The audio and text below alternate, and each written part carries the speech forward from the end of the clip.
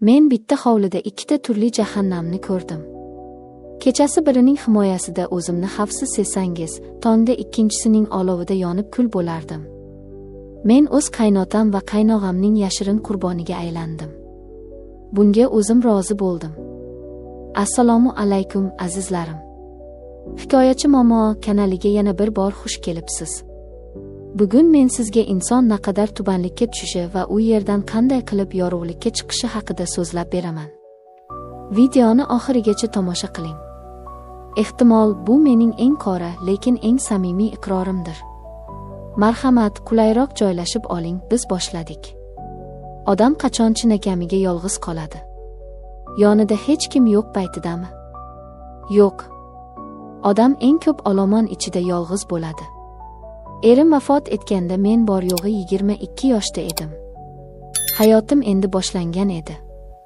Lekin taqdir shafqatsiz ekan.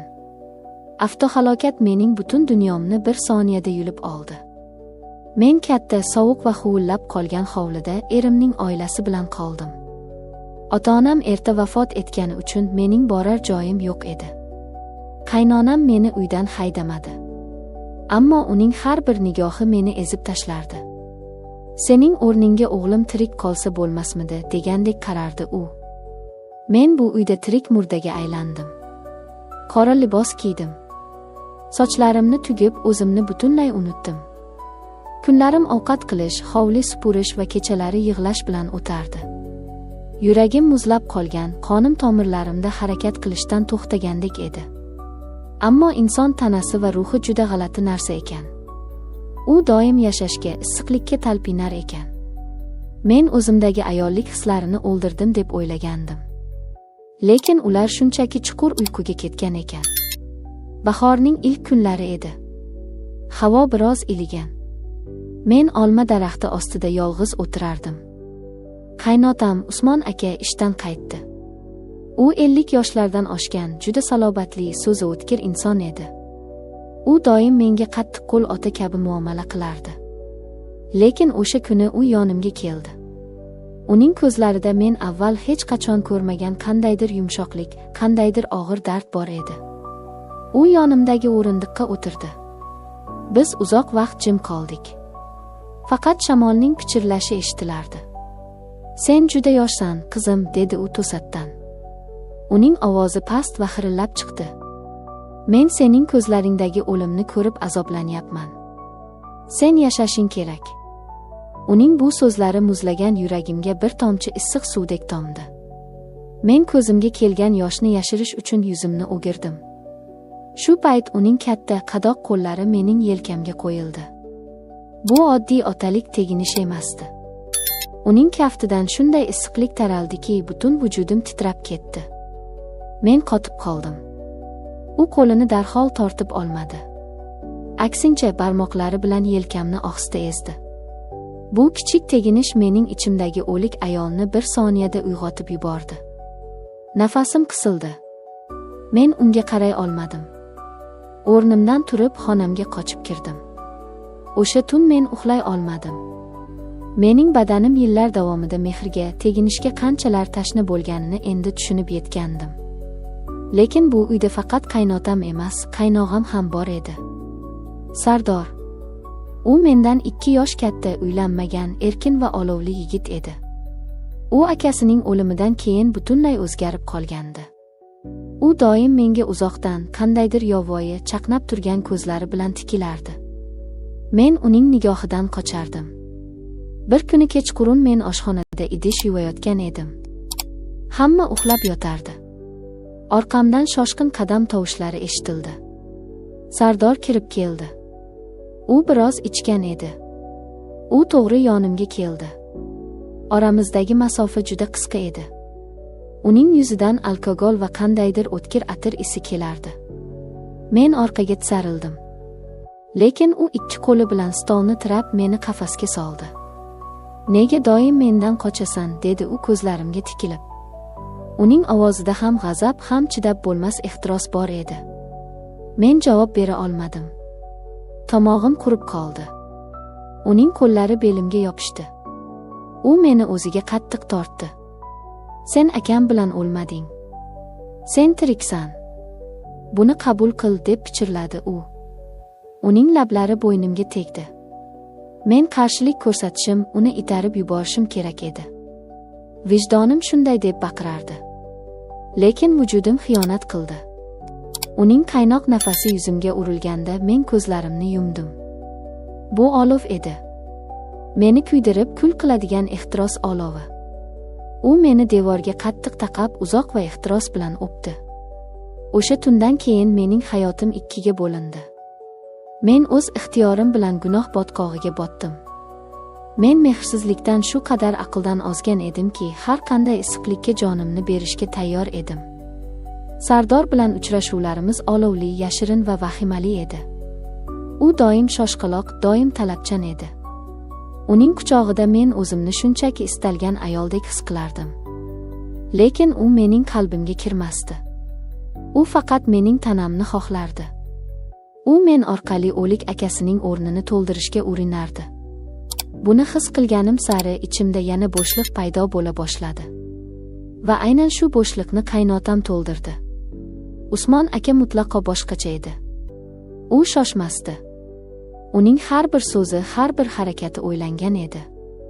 Bir kuni qaynonam va Sardor qarindoshlarnikiga to'yga ketishdi. Uyda Usmon aka ikkimiz qoldik. Havo yomg'irli, qorong'i edi. Men xonamda kitob o'qib o'tirardim. Eshik sekin taqilladi. U kirdi. Uning qo'lida 2 stakan issiq choy bor edi. U stol yoniga o'tirdi. Biz uzoq suhbatlashdik. U mendan orzularimni, nimalarni yoqtirishimni so'radi. Yillar davomida hech kim mendan bu narsalarni so'ramagan edi. Men unga dardlarimni to'kib soldim. Yig'ladim. U sekin yonimga keldi. Mening ko'z yoshlarimni barmoqlari bilan artdi. Men seni bu qafasda o'lib ketishga qo'ymayman, dedi u. Uning quchog'i Sardorniki kabi yovvoyi emasdi. Uning bag'ri issiq, xavfsiz va tinchlantiruvchi edi. U meni ohista o'ziga tortdi. Uning lablari mening peshonamga, keyin yuzimga tegdi. Bu butunlay boshqacha ehtiros edi. Bu himoyachining, egalik qiluvchining ehtirosi edi. Men unga taslim bo'ldim. Chunki men himoyaga muhtoj edim. Shu tariqa men dahshatli bir uchburchak ichiga tushib qoldim. Kechalari Sardorning olovida yonsam, tongda Usmon akaning sokin, lekin chuqur qamoqxonasida uyg'onardim. Men o'zimdan nafratlanardim. Oynaga qarab yuzimga tupurgim kelardi. Lekin bu giyohvandlikdan qutula olmasdim. Ikkala erkak ham menga o'zimni tirik his qilishimga yordam berardi. Men 2 xil muhabbat, 2 xil lazzat o'rtasida sarson edim. Sardor yoshlik, ehtiros va jinnilik edi.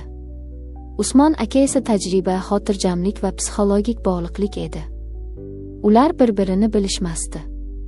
Men bu qora sirni yuragimda saqlab kun sayin adoy tamom bo'layotgandim. Vijdon azobi meni kechalari bo'g'ib o'ldiray derdi. Har safar qaynonamning yuziga qaraganimda o'zimni do'zaxda yonayotgandek his qilardim. U ayol o'z erining va o'g'lining xiyonatidan bexabar, menga rahmi kelib non berardi. Sir qancha yashirilsa, uning portlashi shuncha kuchli bo'ladi deyshadi. Bu ayni haqiqat. Kuzning oxirgi kunlari edi. Havo qattiq sovigan. Men Sardor bilan uning xonasida edim. Biz ehtiyotkorlikni butunlay unutgan edik. Ehtiros bizni ko'r qilgan edi. Eshik qulflanmagan ekan. Biz o'z dunyomizda sarxush yotganimizda eshik birdan qattiq ochildi. Ostonada qaynonam Nodira opa turardi. Mening nafasim ichimga tushib ketdi. Qonim muzlab qoldi. Nodira opa joyida toshdek qotgan edi. Uning qo'lidagi suvli piyola yerga tushib chil-chil sindi.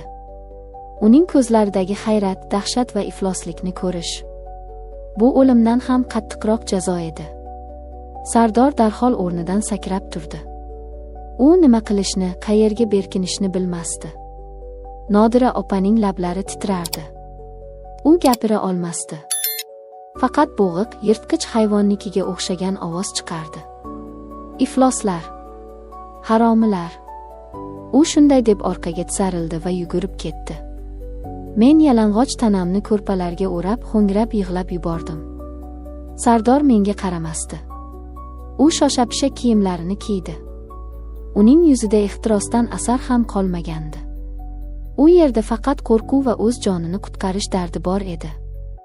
"Sen hammasini rasvo qilding", dedi u menga nafrat bilan qarab.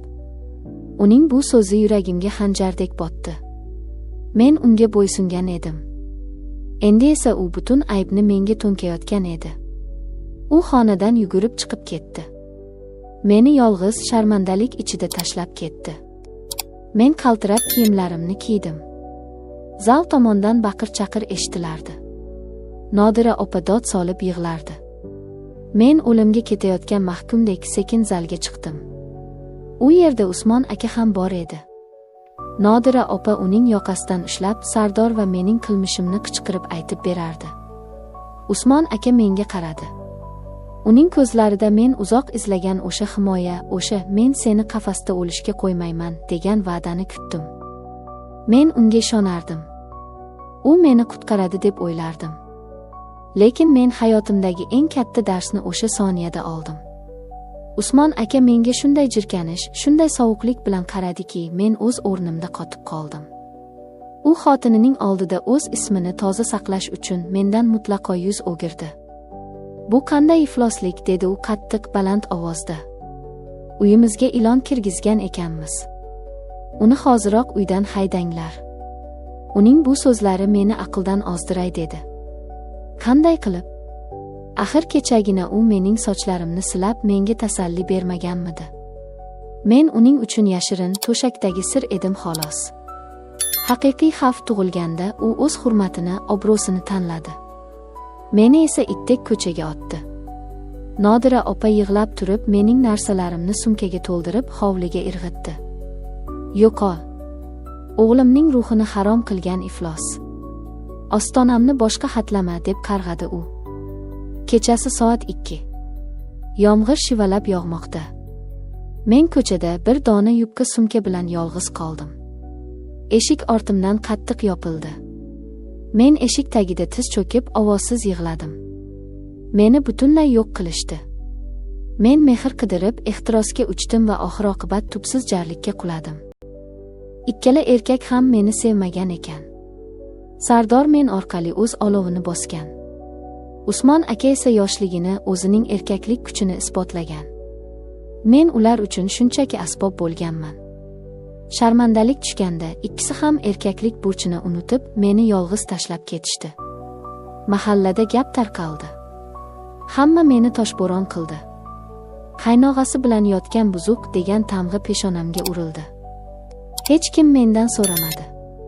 Hech kim mening qalbimni, nega bu yo'lga kirganimni tushunishga harakat qilmadi. Jamiyat doim faqat ayolni jazolaydi. Erkaklar esa oqdan oppoq bo'lib o'z hayotini davom ettiraveradi.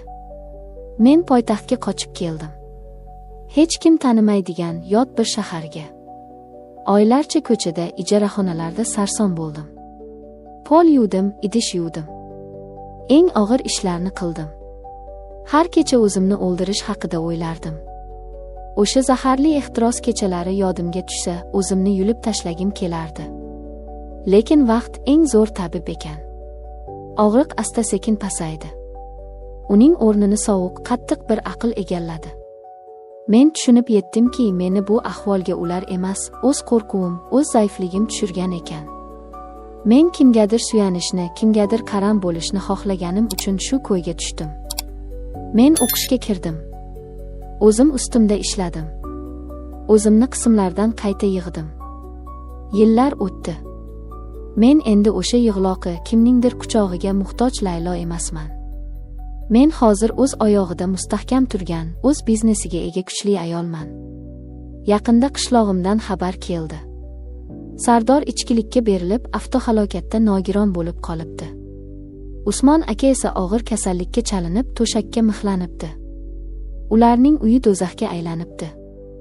Men bu xabarni eshitib zarracha xursand bo'lmadim. Mening ichimda nafrat ham, qasos ham qolmagandi. Faqat chuqur bir achinish bor edi xolos. Bu ertak emas. Bu hayot. Xatolar qimmatga tushadi, lekin ular bizni ulg'aytiradi. Ayol kishining eng katta dushmani bu o'zini kimgadir bag'ishlabgina baxtli bo'laman degan noto'g'ri tushunchasidir. Hech qachon o'z qadringizni birovning ehtirosiga, soxta e'tiboriga almashtirmang. Ular chiroyli so'zlar bilan keladi, lekin olov o'chganda sizni kul ichida yolg'iz tashlab ketishadi. O'zingizni hurmat qiling. O'zingizni seving. Qorong'i jarlikdan chiqish faqat o'z qo'lingizda. Agar hikoyamiz sizning qalbingizning qaysidir torlarini chertgan bo'lsa, videoga like bosib, kanalga obuna bo'lishni unutmang. Sizning qo'llab-quvvatlashingiz biz uchun juda ham muhim. Fikrlaringizni izohlarda yozib qoldiring, biz hammasini o'qiymiz. Shunday xatolardan o'zingizni va yaqinlaringizni asrang. Siz bilan Hikoyachi Momo kanali bo'ldi. O'zingizni asrang, xayr.